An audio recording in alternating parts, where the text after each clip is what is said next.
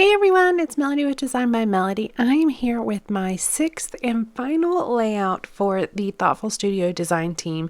My term was from February till April. Yes, so I had 6 projects total. However, I am still going to be working with the company in an ongoing capacity, which I'll be sharing more about that here with you in the next, maybe 2 weeks or so. But I am using the Lighthouse Junk Journal kit to be able to make this layout. Now, this kit is a little bit different than the other paper collections. I printed this on 8.5 by 11 and then just trimmed it down. So I think it's like 8 by 10, I think is the size of the papers that I printed. You do get a PDF, so you can kind of print them in whatever format you want to. But this is the way that these papers turned out, and they are so beautiful. They have obviously a lighthouse theme to them, and they have a lot of blues and neutral colors to them.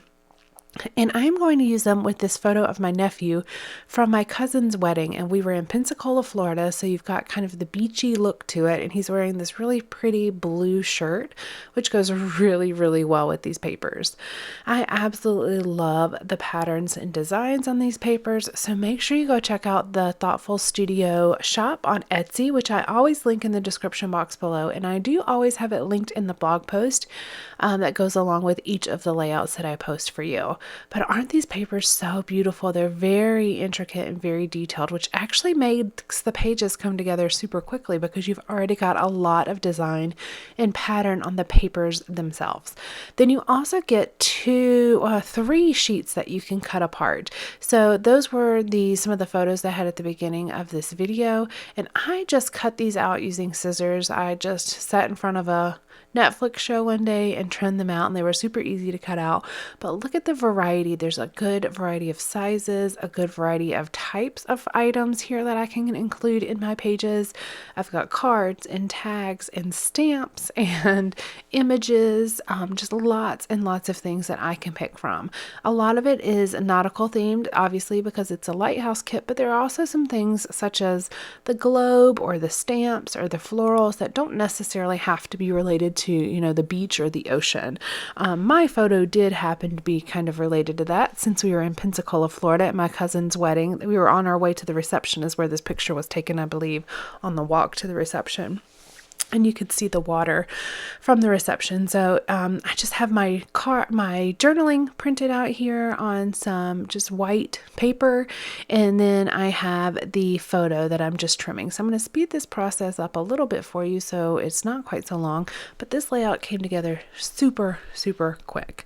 Again, because the pattern papers are so detailed on their own, I didn't actually have to include a whole lot. I ended up doing a lot of layering because I wanted to include some of the different pieces, and I'm going to use these 2 papers. I have the one that has the lighthouse, the text paper, and kind of it almost looks like a lacy print there to the left part of that paper.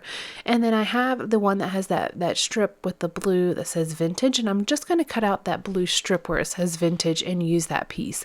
Now, I didn't really want those purple flowers to be peeking out, so I'm going to put a little bit of this floral, this blue and white traced looking floral behind that to kind of cover that up. And then I'm just layering a bunch of the cut aparts. And this layout, it's pretty simple, and it's going to stay pretty much simple like this. I'm just going to get everything kind of laid out, kind of get an idea for what I want to do, and then start gluing down.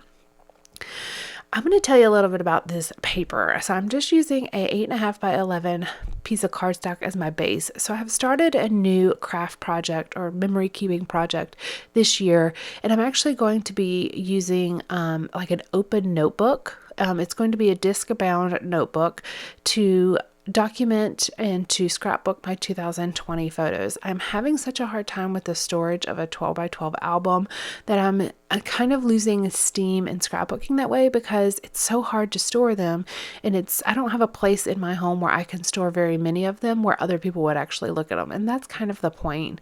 Well, scrapbooking is very much for me, but I do like it when other people like to look through my albums. So I wanted to make sure that I could scrapbook and memory keep in a way that wasn't taking up quite so much space, and I think it's a little bit more user friendly. It is difficult to flip through a 12 by 12 album that is jam-packed with layouts, so I just find it easier to flip through a smaller album and be able to to scrapbook this way. So I'm using an 8.5 by 11. It's going to be a disc bound album, which is why I'm leaving about an inch gap on the left side of the paper here.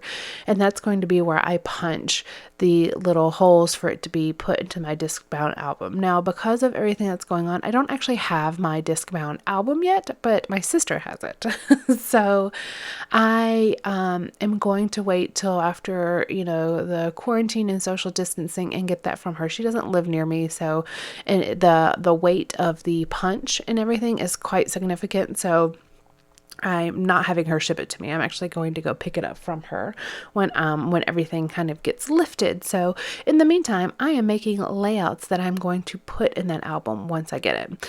So I have my journaling just kind of stuck right down the paper, but it was kind of blending in a little bit too much with the background. And I think the background is beautiful, but I did want to make sure that my actual journaling stood out just a little bit. So I'm taking one of the tags from the kit, punching a hole where it needs to be in the tag, and then putting that right behind my journaling. And that also kind of covers up, there were 2 people on the lighthouse, and that covers up them so they're not distracting. Looking at my entire page here, trying to see if I need to add anything else. I add a floral up there at the top, and I'm going to take my Zig Writer in black and just do a little bit of stitched detailing right here along the edges. I'm just going to do the the bottom and the right side of the layout. I just like the way that looks, and that's using the 0.5 millimeter end of this Zig Writer in pure black. That finishes out this layout. It's really simple, but because the papers and embellishments are so detailed, I don't actually have to add quite so much. It really is beautiful without having to add so many different things. And this junk journal kit is really beautiful. It would be perfect in a junk journal, an actual junk journal. I'm not working in a junk journal right now, so I didn't have one to use, but I thought it was perfect for this photo and for this layout in my memory notebook. Now, I will be sharing more about the projects that I'm working on here in 2020. You've seen a lot of layouts from me this year, kind of like catch-up layouts, things that I've been working on, a couple mini albums that I've made, but I am planning to probably by the end of May. I've just had a lot going on. I had a class that released with Big Picture Classes. I've been on the Thoughtful Studio design team, which has been amazing. I've just had a lot going on, so I haven't had an opportunity to kind of sit and tell you all the different projects that I'm working on, but I will eventually get to that, I promise. But I do want to make sure that when I sit down and do it, I have all of my thoughts together and it's not quite so random. So I hope you guys have enjoyed this. I loved working with this kit. This again is the Lighthouse Collection Kit from the Thoughtful Studio shop.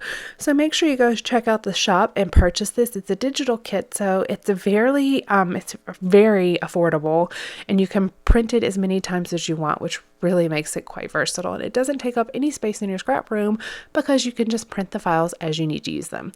All right, thank you for joining me today. I will see you next time. Bye.